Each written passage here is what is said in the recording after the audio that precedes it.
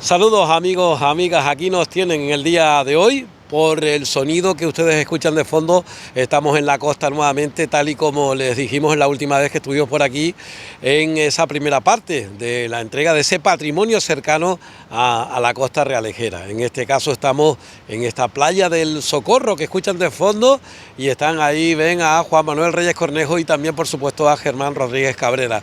Muy buenas tardes, chicos. Hola, Buenas tardes, buenas tardes.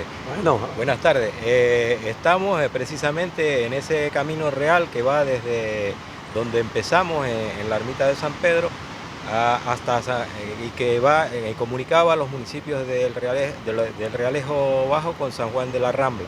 Estamos precisamente en un lugar de bastante significación porque estamos ante la hacienda donde se celebraba la festividad de Nuestra Señora del Socorro. ajá. En años precedentes, y que en la actualidad desgraciadamente un poco se ha perdido esa festividad aquí, esa celebración, pero que sin embargo es una muestra de una de las tantas haciendas que, como decíamos un poco al principio, primero estaban los caminos de Guanche, después esos caminos de Guanche se convirtieron en esos caminos reales una vez llegados los europeos, y eran un poco el medio de comunicación entre las casi más de 80 haciendas que se distribuían por la isla y que fueron otorgadas en su mayoría por el adelantado Alonso Fernández de Lugo a aquellos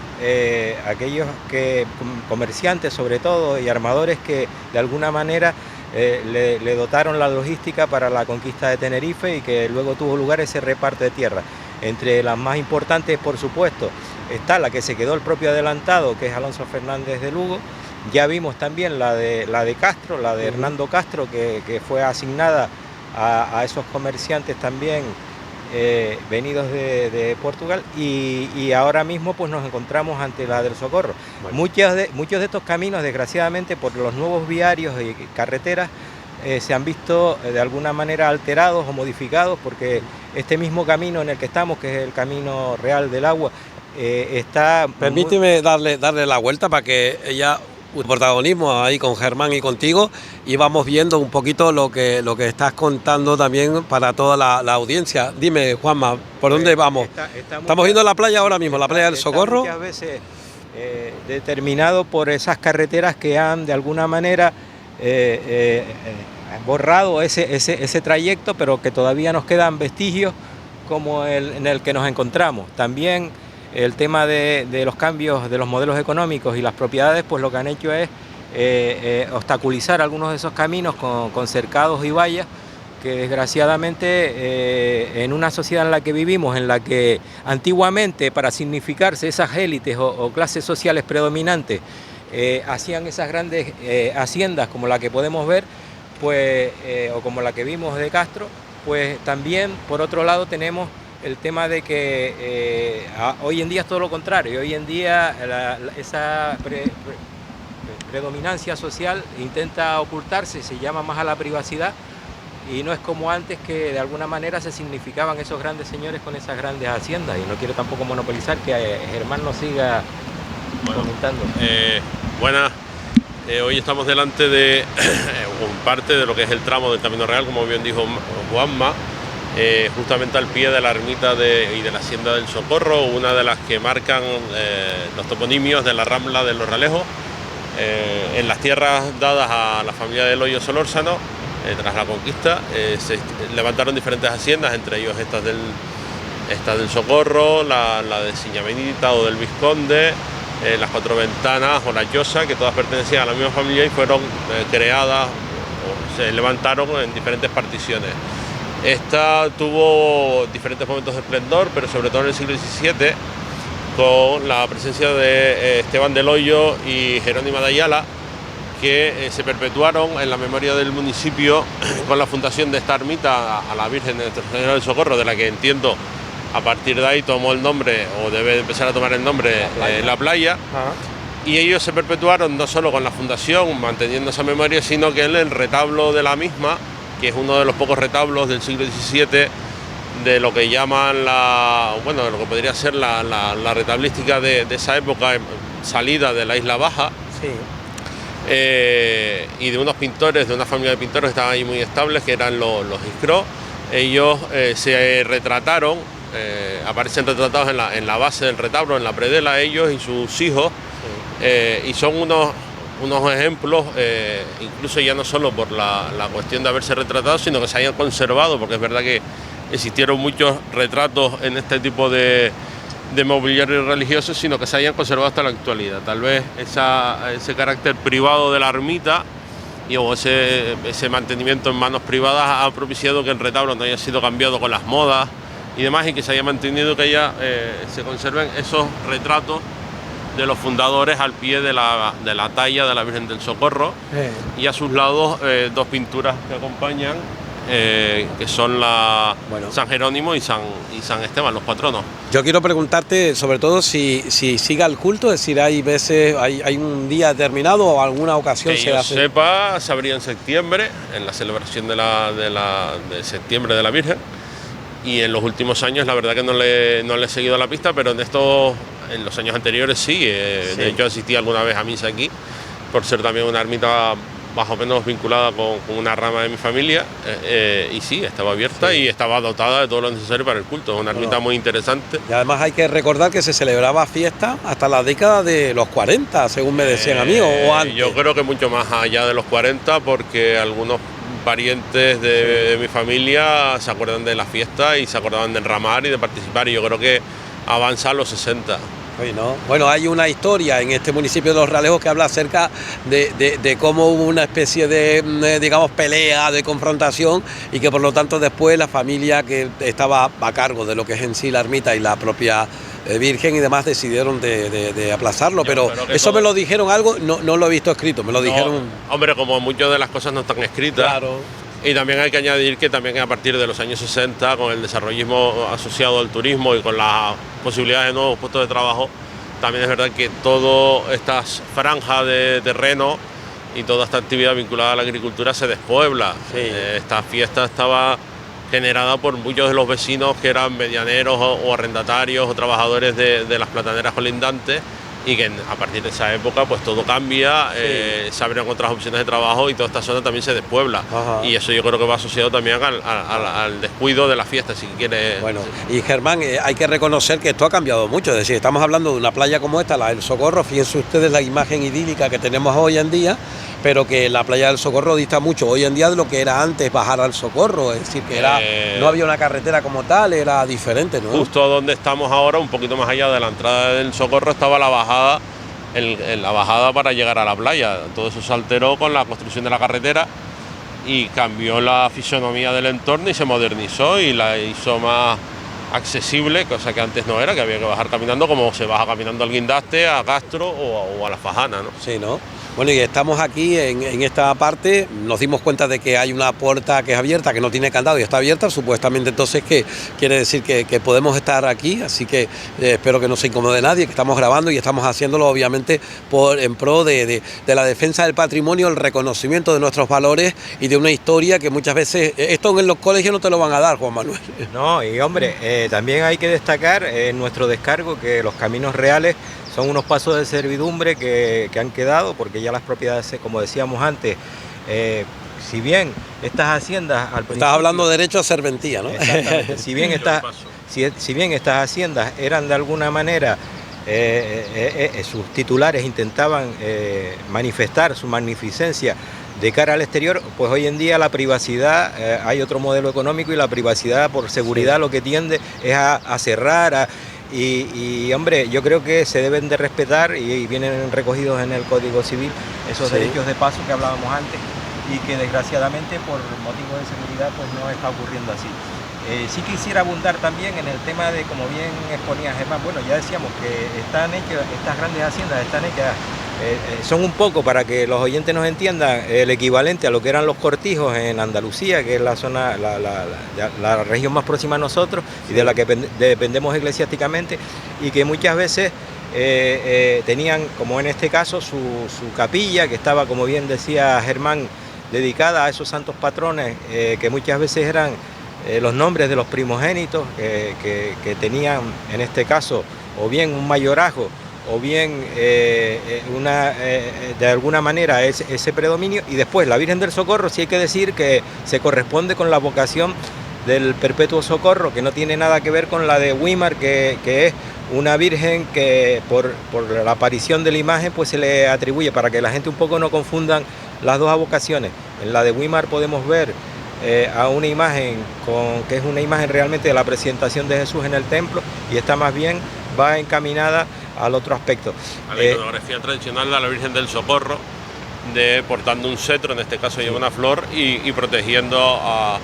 tampoco lo conserva, pero es una Virgen con niño, con un cetro, que es la iconografía tradicional del Socorro, hasta que se pone de moda el icono bizantino del Perpetuo Socorro, que cambia, digamos así, la percepción que tenemos ahora de esa vocación, y esta, digamos, una vocación, digamos, más pura, no en el caso concreto de la vocación de Weimar, como bien plantea Juanma, una deriva de la Candelaria, que es una derivación de la Candelaria, y esta sí es más acorde a la vocación propia de la Virgen del Socorro. Ustedes saben que a mí me gusta también arribar mucho el ascua al tema popular, a la cultura popular, y yo me imagino Germán y también Juan Manuel mirando hacia el horizonte, viendo esa franja del océano Atlántico que baña esta orilla de esta isla pues de Tenerife, la isla Picuda.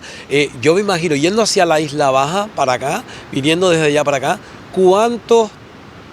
¿cuántas embarcaciones? Hoy en día no, pero antiguamente se movía mucho, había mucha singladura entre norte y sur, la zona metropolitana, que pasaban por acá, ¿no? El norte de la isla hacia La Palma. Las comunicaciones eran vía marítima. Eran marítimas, es decir, que estuviésemos estado aquí, pues vamos a ponernos un ejemplo. Hace 100 años era habitual ver aquí ahora mismo un tráfico marítimo. Eso sí, y luego hay una crónica, por ejemplo, si queremos, en el siglo XVIII, en los años 70 del siglo XVIII, cuando la tertulia de Navas se traslada de la laguna a Daute, la crónica que hace Lope Antonio de la Guerra, que va relatando día por día, dice que salen tempranísimo a las 5 de la mañana de la laguna a caballo, y llegan al puerto de la Cruz, desayunan en Tacoronte, llegan al puerto de la Cruz, y en el puerto de la Cruz hacen noche. Ese día, al día siguiente, se decide cómo seguir hacia la isla Baja, y la opción era marítima o terrestre, de tal manera que una parte de los tertulianos fueron en barco y otros fueron a caballo, a herradura, como decían, por el Camino Real. De los que fueron a caballo, dice que pasaron precisamente por donde estamos nosotros aquí ahora, y que al paso por la Rambla, cuenta peripecias de que iban con unos paraguas grandes, con unos parasoles, cuentan que a algunos se les descerró el caballo y tuvieron que coger una mula. Y también habla de que desde la costa veían cómo el barco en el que iban sus amigos pasaba justamente por delante de ellos, camino de Garachico, ¿no? O sea que ese es un buen testimonio, podría ser un buen testimonio de esta vía de comunicación, ¿no? Ajá, no, y de hecho incluso yo no me acuerdo exactamente quién fue, si fue Viera o fue antes que Viera, que decían que se podía ir desde la Orotava hasta Icó de los Vinos bajo las copas de los árboles, es decir, imagínense, de frutales y demás, ¿no? Es que toda esta finca, el monocultivo tal cual sí existió, pero es verdad que también se completaban con arboleda de frutos y demás, y es cierto que podría precisamente todos estos pasos estarían cubiertos por arboleda. Lo leí, no sé exactamente. Date cuenta tú que todas estas haciendas bebían de una economía de supervivencia en la que de alguna manera la mejor forma de administrarlas era bajo el mínimo coste, y en ese sentido tenemos también el contacto con el sur por el camino de Chasna, en el que se intercambiaban los productos, había un trueque porque no había tanta moneda tampoco, no había tanto dinero en efectivo, y muchas veces estos grandes señores tenían también propiedades en el sur que las dedicaban al cultivo de grano, aparte de que aquí también en Icó de los Trigos o Icó del Alto también se producía, y era un poco para pagar muchas veces los jornales de esos medianeros que tenían, que vivían en unas condiciones mucho más pésimas que los señores. Nos queda la magua de que no podemos verla abierta, que esperemos conseguir el permiso, y si alguien nos está viendo y que quiere ponerse en contacto con nosotros, que pueda aportar alguna foto y que la claro, también exacto. Yo te facilito fotografías y las cuelgas en las colgamos cuando pongamos, obviamente, también este reportaje que estamos haciendo hoy en este encuentro con las tradiciones que tenemos en Tanemir Canario. También que el paso está cerrado justo al pie de la ermita del Socorro, y se vuelve a abrir al pie de la ermita de San Antonio de la Rambla, que está en el otro extremo de la Sí. de Es decir, que si nosotros seguimos para allá, que no sabemos, obviamente no sabemos, si hubiésemos tenido un cartel o alguien que nos dijera que podíamos pasar, seguiríamos nosotros hacia allá, pero que igual desde aquí para hay allá... pasos perdidos, hay tramos completamente Hay perdidos. pasos Sí, que ¿no? se han quedado que es obstaculizados peligroso, que no y puede que pasar. No, incluso- ha desaparecido el camino. y que Al incluso- pasar por el acantilado sí, se ha sí. y desaparecido. que Vale. incluso se confunden ya con la Sí. antigua carretera Vale, C820. muy bien. Bueno, a mí me llama mucho la atención, vamos caminando y me llama mucho la atención, miren la flora que tenemos por aquí también, miren para aquí, que es parte, saca ¿no? también Isidro el desagüe Sí, que tenía la estaba ermita para viéndolo, evitar estaba precisamente viéndolo las ahí. humedades y cómo Sí. todo se planificaba. Mira, y quién sabe a lo mejor, Juanma, si algún exvoto, o no exvoto, o por lo menos alguien diría, ay, Virgen Santa, échame una manita, y le metía por ahí alguna premisa o algo. Bueno, pues ahí vemos parte de esta flora que es también muy natural en esta parte de la isla, pero también por supuesto algunas pues matas que fueron plantadas obviamente por los pues también esta creo que se llama espárrago, que decía mi madre, y matas que también obviamente pues son parte. Bueno, pues nosotros seguimos por aquí, vamos a seguir el comentario en otro punto. Por lo pronto, fíjense ustedes, hablamos de la playa del Socorro, la joya de la corona, una playa del Socorro que fíjense ustedes, estamos hablando del mes de enero y es yo creo que el año donde más arena he visto en este mes, porque normalmente ya a estas alturas, en otros años de lluvia y de tormenta, ya la piedra estaba mucho más presente. Tenemos una playa aquí, Juan Manuel, pues muy buena. Estupenda, ¿no? Y que es una playa natural y que se caracteriza por esa arena negra de esos cantos rodados y que no es ninguna playa artificial como las que se han creado más recientemente en la vertiente sur de la isla, sino bueno, y que es una playa también de... también gracias a Dios para el los deporte. emisarios se encuentran bastante alejados Sí, ¿no? del lugar este y ofrece también una limpieza de agua bastante importante. Bueno, yo no sé si, yo creo que sí, a lo mejor sí, que Germán se llegó a bañar dentro de la cueva, claro que sí, ¿no? Dentro de la cueva baja un socorro, dentro de la cueva, del chorro de agua aquel que salía de la cueva, que tenías que agarrarte los calzoncillos de baño, como decía, porque te lo llevaba. Sí. Bueno, pues son algunas cuestiones. Pues hacemos un alto, pero ya enseguida, como digo yo, cambia papá. Estamos en otro punto de la costa de aquí, del municipio de Los Realejos, donde estamos haciendo este apartado de patrimonio. Bueno, pues ahora estamos ya en la parte baja y me decía Germán y también por supuesto Juan Manuel de que viésemos hacia el fondo. Es preciosa esas palmeras, pero claro, las palmeras y el conocimiento de ese palmeral, porque también hay una hacienda, hay una torre que ellos nos van a ir comentando. Bueno, en la parte de atrás, en nuestra espalda, cierra la playa del Socorro y linda con la hacienda del Socorro, la hacienda de la Torre.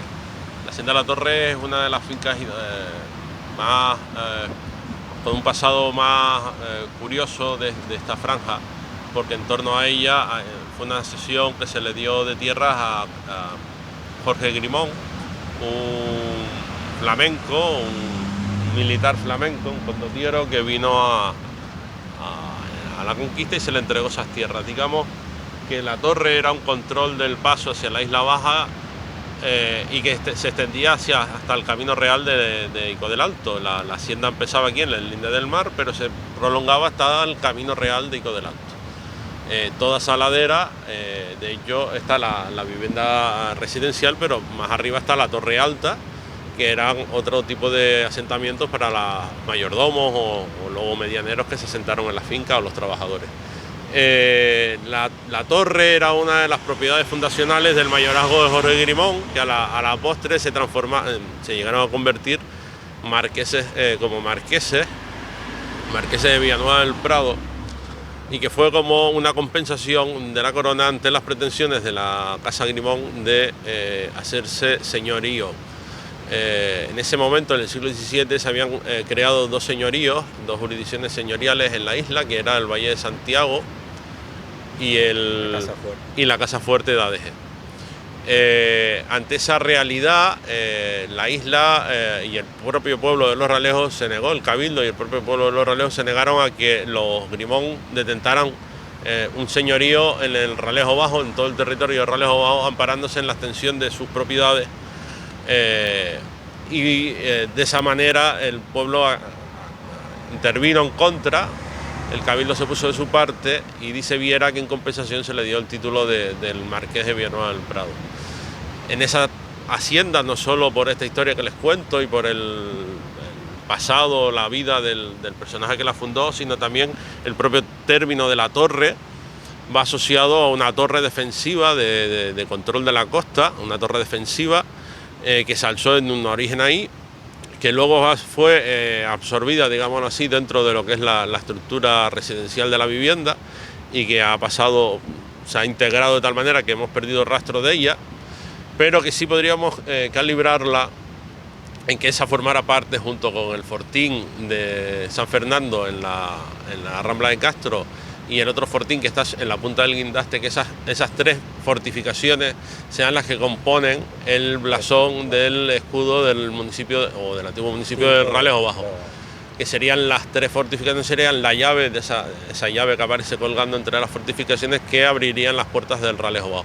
Ese podría ser una de las explicaciones de ese blasón, amparándose en la existencia de tres fortificaciones de diferentes rangos constructivos en la costa del municipio, ¿no? Por lo cual eso también es muy interesante porque esta hacienda, digamos, contribuye o aporta una parte importante de a nuestra emblemática, de nuestra historia, nuestra iconografía municipal. Bueno, grosso modo estamos hablando de lo que estamos al fondo, entonces claro, sí. Si ustedes especifican también podemos yo buscar un poquito lo en que medio es, del palmeral sí. Vemos una construcción de paredes amarillas, sí. Una residencia de paredes amarillas, esa es los edificios centrales de la hacienda de la Torre. Ajá. Y toda esa platanera que va adelante es la parte de la extensión de la hacienda que lleva, si seguimos subiendo por la ladera hacia arriba, nos lleva hasta Icodelante. Sí, que vemos en la parte alta, lo están viendo ustedes ahora, como incluso hay una casa, lo último arriba blanca, ¿lo ves en el pico aquel allá arriba? Esas casas formaron parte también de todas esas extensiones porque la torre no solo se limitaba a esta definición que ahora la conocemos, sino que se extendía hasta las fincas que lindan con la que ahora es la gasolinera. Sí. Y el caserío del Terrero, por ejemplo, que ahora está de moda tras su rehabilitación como espacio turístico. El caserío del Terrero formaba parte de la extensión de la torre. Bien, háganse idea de la franja de terreno que abarcaba. Sí, abarcaba, ¿no? Lindaba justo con la finca más allá del Terrero. Y llega a dar nombre esa ascendencia flamenca a playas, a la otra playa de Los Ralejos, que es muy practicada en septiembre, que es la Grimona, porque sí. Jorge Grimón, claro, la Grimona, la playa, claro, por lo cual vemos sí. El hondo arraigo que tiene la presencia de estos personajes o de esta familia en el lugar, ¿no? Bueno, como decíamos antes, estamos siguiendo un poco ese camino real del agua y las haciendas que lo van configurando, porque muchas de estas haciendas, de estos grandes señores al que el adelantado les dio territorio por su colaboración en la conquista de la isla, en este caso estamos hablando de Jorge Grimón, un militar flamenco, como bien decía Germán, y que colaboró sobre todo con el tema de la traída de las primeras armas de fuego, las primeras espingardas que se utilizaron en la conquista y que fueron utilizadas en aquellas expediciones que se hicieron al sur, muchas veces para acabar con los alzados, con esa parte del pueblo guanche que no se quería someter. Entonces, obviamente, tenían que darle un territorio que fuera bastante fértil dentro de este entorno de la Rambla de Castro, que, como bien decíamos, estaban los Castro primero con la hacienda de Castro, y esta familia Grimón, que si los oyentes circulan por la TF5 actualmente, la antigua C820, hay un mirador incluso que lleva el nombre de la Grimona para que se sitúen más o menos en el entorno de esta zona, que si bien tiene una orografía un poco accidentada, fue también una zona muy importante por las aguas, por eso sí. Hablábamos del camino de las aguas, y por esos primeros cultivos que requerían esa dotación de agua, que era la caña de azúcar y después los viñedos, y que incluso después ya más adelante, según transcurría en el siglo XVIII, pues se fueron adaptando a los nuevos cultivos cuando fracasó todo el tema del vino y demás. Jorge Grimón, como decíamos, era un militar que colaboró estrechamente con el adelantado y al que le encargó precisamente el adelantado que sofocara un poco esa revuelta de los alzados que robaban cosechas y hacían incursiones. Y como decíamos, se acabaron por refugiar en el sur y fue un poco el que también emprendió esas campañas en el sur para eliminar a esos que no se querían someter a ese nuevo ordenamiento europeo. Está claro que, como decíamos, normalmente estos caminos reales están plagados, ya hablábamos de casi unas 80 haciendas en toda la isla, que fueron repartidas a esos grandes señores, a esos grandes terratenientes que se dedicaban al sector primario, obviamente, que era la rentabilidad de la época, y después, muy importante, el aspecto, sí, bueno, eso era otra, el tema de los regidores que compraban, no era como hoy democráticamente el antiguo régimen, sino que compraban la regiduría. Era un tema bastante controvertido para mantener esa oligarquía y ese control del poder. Entonces, como decíamos antes, es una pena que las carreteras muchas veces hayan borrado estos caminos y vemos ahora las haciendas un poco desconexas, que las haciendas normalmente estaban a lo largo de esos caminos y muchas veces también en variantes que se hacían y después también algunos edificios de interés que eran ocupados por las medianerías, que no era como el caso de Andalucía, por ejemplo, que se creaban, que aquí eso se empezó a hacer ya más recientemente, sobre todo con las aparcerías de los tomates y demás, que le creaban a los medianeros unas viviendas para que atendieran esos servicios y que normalmente estos señores estuvieron al frente de ellas hasta el siglo XVIII, ya empezaron muchos de ellos a establecerse cerca de la corte o a irse de aquí a nombrar administradores, y empezó un poco el declive también con las distintas crisis que hubieron en el sector agrario y los cambios de monocultivo. Entonces es importante que de alguna manera se haga un estudio de esos caminos reales que anteriormente fueron incluso caminos de guanche y que servían para esa transhumancia, y que después se les dio un uso, muchos se empedraron y que desgraciadamente nuestros nuevos viarios han sepultado o han interrumpido de una forma... Sería conveniente, más o menos lo que tú quieres decir, es que se reabran, se vuelvan a trazar en los tramos perdidos, que los hay, y se vuelvan a recuperar, como además en una sociedad en la que hay tanta afición al caminar y al conocer la isla. Es un potencial para cambiar el modelo turístico también. Es un potencial y un atractivo no solo para los ciudadanos, sino también para los que nos visitan, ¿no? A eso quería ir yo. Estamos hablando de un cambio de modelo desde el punto de vista turístico, ya lo dice Juan Manuel, en donde se busca un turismo más de calidad y sobre todo un turismo más coherente con lo que es en sí el medio. Y que sepa apreciar el patrimonio y que ponga en valor precisamente estas haciendas que por el tema de los cambios de modelos económicos han quedado en desuso y están en estado de abandono y son un verdadero problema muchas veces para los herederos y que son un potencial económico. Y un potencial y una puesta en valor, porque este paisaje no se puede roturar hacia...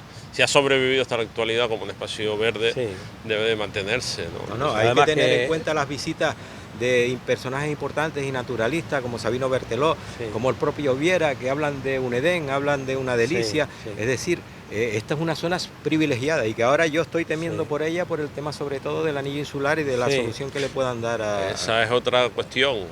Esta zona concreta, hasta San Juan de la Rambla, tiene un problema de trazado con el anillo insular y que es una incógnita el cómo se va a resolver el tramo por este paso.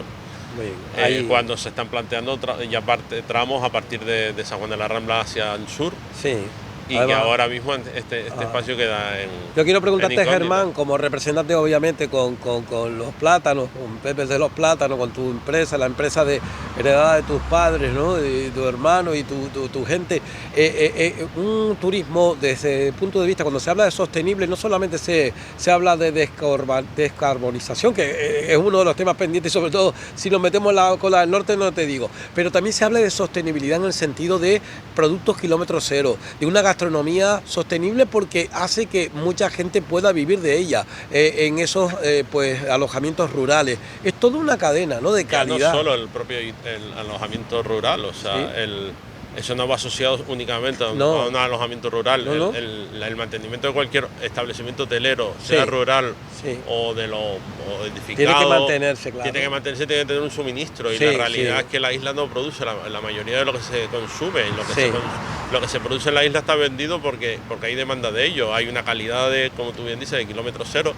De cercanía y de un producto que se ahorra, como pues en este caso el plátano, no tiene que ser embarcado y exportado y estar una semana en barco o viceversa, ¿no? Entonces estamos dándonos cuenta de que todo este sistema quieran renovarlo o cambiarlo redefinirlo, perdón, va asociado que no es solo el establecimiento turístico, sino todo lo que tiene que ver a su alrededor, sea en rural o sea en un establecimiento tradicional, adolece, por ejemplo, de una capacidad de suministro. Lo que está claro es una cosa, Juan Manuel, y también a Germán y a todos ustedes, el hecho de que estamos buscando un turismo que sea más coherente con lo que ve, más respetuoso y sobre todo que venga a disfrutar de algo más que playa, que piscinas y demás, con todo el respeto, ¿no? Que también tiene que existir. Bueno, ¿no? Pues en ese parámetro que estableces ahora es más necesario que nunca recuperar, por ejemplo, todos los antiguos viarios que puedan ser recuperados.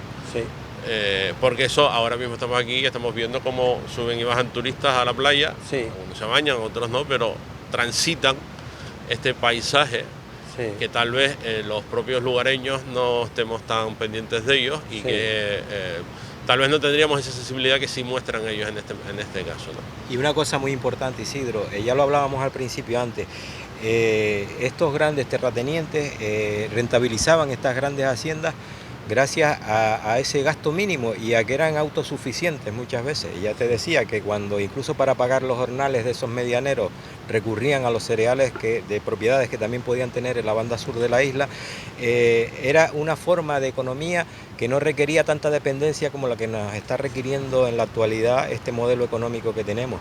Entonces es importante volver a poner en valor en unas islas que han superado ya su capacidad de carga y en las que estamos albergando casi 2 millones de habitantes y que cualquier conflicto nos puede dejar sin lo esencial, sin ese alimento, y que podría ser un verdadero desastre. Entonces hay que replantear de alguna manera esos modelos y estos recursos que están en estado de abandono en la actualidad, volverlos a potenciar, que hay fórmulas y hay alternativas y que no sean simples ocurrencias tampoco, y después intentar bajarnos un poco de esta sociedad urbanita que solo piensa en la comodidad y en vivir en grandes ciudades. Y en el número de turistas, el número, la cantidad y no la calidad. En estos 500 años, un poco más de 500 años de historia que tenemos, dentro de estas, aunque sean algunas veces las edificaciones mudéjares y de piedra y barro, tenemos importantes obras muebles que fueron traídas de todos los lugares del mundo y que de alguna manera hay que poner en valor y que desgraciadamente muchos de sus herederos las están vendiendo y se están yendo fuera de nuestro entorno. Hay un caso interesante vinculado al mundo del turismo que es el Hotel La Hacienda de Abajo en Tazacorte, donde usando esa idea que plantea Juan Manuel de la conexión histórica que ha tenido el territorio canario con otras partes del planeta, América, Flandes, el norte de Europa, la propia península, se han generado unas colecciones, a veces sin ese interés per se de colección, sino simplemente el día a día y la acumulación de objetos de diferentes generaciones te permiten, si lo ves con ojos de historiador del arte, como lo así, darte cuenta de la cantidad de objetos suntuarios que se acumulan en este tipo de viviendas. El hotel, la Hacienda de Abajo, por ejemplo, es un ejemplo de ello, donde pone en valor toda esa conexión canaria con 3 continentes y en el que te puedes alojar mientras disfrutas de una estupenda colección de arte y de objetos suntuarios, de un mobiliario rico, que es un poco el reflejo de esa riqueza de la que se vivió hasta un tiempo no tan lejano y que dio una singularidad pues muchas veces a esas familias por la tenencia de ese tipo de objetos o de esas edificaciones heredadas, que a día de hoy pues no todas pasan por su mejor momento. Bueno, pues empezamos el reportaje viendo la playa del Socorro, vamos hacia allá para terminar por aquí ya al sol, porque fíjense ustedes, estamos en pleno mes de enero y la temperatura es propia casi de verano todavía, fíjense ustedes cómo hay gente en la playa. Hombre, lo de bañarse, saben ustedes que el Socorro tiene su especial condición con lo de las corrientes, por eso ven que la mar hoy no está bien, tiene la bandera roja. Antes escuchábamos al socorrista como en el pito con el silbato ahí tocando para que no entrara. Al fondo abajo ven las duchas donde yo decía que estaba esa manga de agua, la cueva donde metías a bañarte, tenía que agarrarte los calzoncillos si no se llevaba el agua. Y algún que otro listillo se quedaba a ver si veía algo, como dicen los otros, porque se entraban a bañar chicos y chicas y demás, ¿no? Son cuestiones de la historia. A mí me gusta también recordar toda esa parte, al igual que, pues bueno, en su día con con muchas personas que hicieron posible que Los Socorros es, o sea, o ahora lo que es, ¿no? Bueno, con este pues repunte, con esa invitación a que cuiden, eso sí, todo lo que hacemos, ¿verdad?, es pues para la mejora, el cuidado, el aseo y que el respeto, ¿no? Y para poner en valor y para que también nuestros oyentes se salgan un poco de las rutas. Normalmente la gente coge el coche, está muy acomodada, no quiere caminar mucho y recorran lugares de nuestra isla que son espectaculares, bueno, y que tienen... Y redescubran el pueblo en el que viven, que claro, a veces es necesario. Yo me quedo mucho con lo que decía antes también Germán, y es cierto. Los realejeros, especialmente los canarios en general, los realejeros también tenemos ese hándicap, que conocemos muchas cosas de fuera, incluso viajamos al extranjero y demás, y después resulta que yo me planteo y digo, a mí me gustaría subir por esa loma para arriba y por esos caminos que caminaron mucha gente que vino de fuera o incluso nuestros antepasados, y nosotros no lo conocemos porque no nos lo han enseñado. Por lo tanto, es también una asignatura pendiente que debemos nosotros hacer con siempre ese respeto a lo establecido y lo que tenemos hoy en día, que no es poco. Muchísimas gracias en este apartado en el día de hoy con Germán Rodríguez Cabrera y con Juan Manuel Reyes Cornejo en este patrimonio que damos a conocer a través de esta casa, tanto en audio, que nos están escuchando, como en vídeo, que nos están viendo. Un saludo, chicos, muchas gracias. Muy bien, gracias. También lo estamos usando con estas